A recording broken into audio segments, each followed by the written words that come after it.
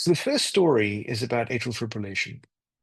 And why is this important to me? Well, my dad had atrial fibrillation and he had a stroke. So I hate atrial fibrillation. And I think the important thing is when we look at post-op AF, I thought, how could, this is such an expensive process. And it does kill patients. And there's a 4 times increased risk of stroke and also of kidney failure.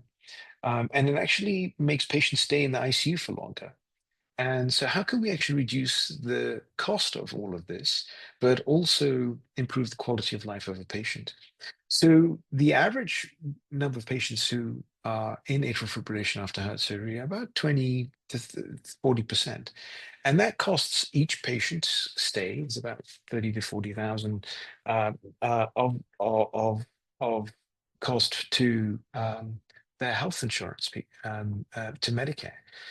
And so what we did was, when I was at the University of Arizona, we took some patches and we put them on 3 places on the heart.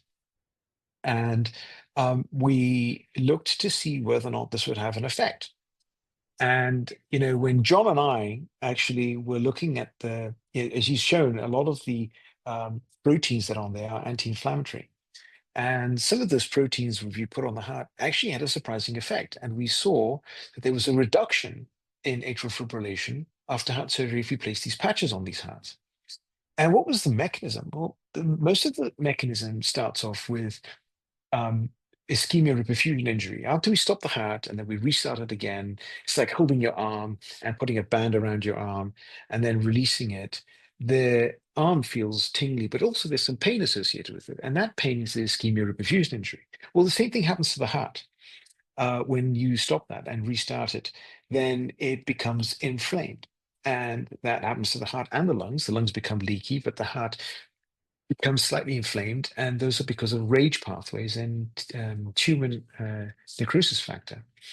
And that is what's shown in B. When the heart becomes leaky, all these free radicals make the epicardium, or the fat around the heart, extremely hot.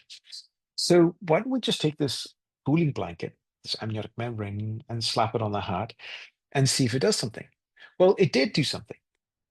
And this is picture A shows a patient who's had a coronary artery bypass without a patch.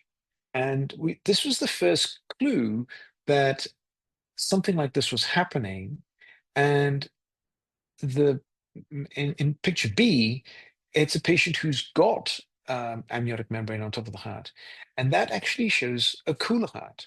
And these are T2 weighted MRI images. And so T2, what does that mean? It's just a matter of how you label water. And the water is hot around the heart in A, which is why it lights up. And in B, it's cold. And the patient in B did not have atrial fibrillation. Patient in A did have postoperative atrial fibrillation. So by this story, we can show that this reduces postoperative inflammation in the epicardium. So I thought, okay, well, does this actually make sense? Let's just do a trial.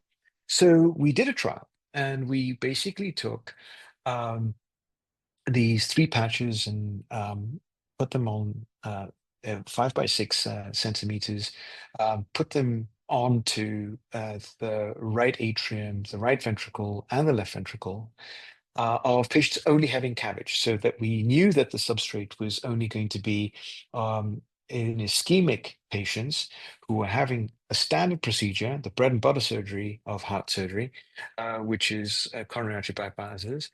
And we decided to look at what the control group would come up with atrial fibrillation post-operative AF rate of about 40%. And we put this on 24 patients out of 54, and we wanted to see whether or not atrial fibrillation would drop. And guess what it did? It actually reduced it by 83%.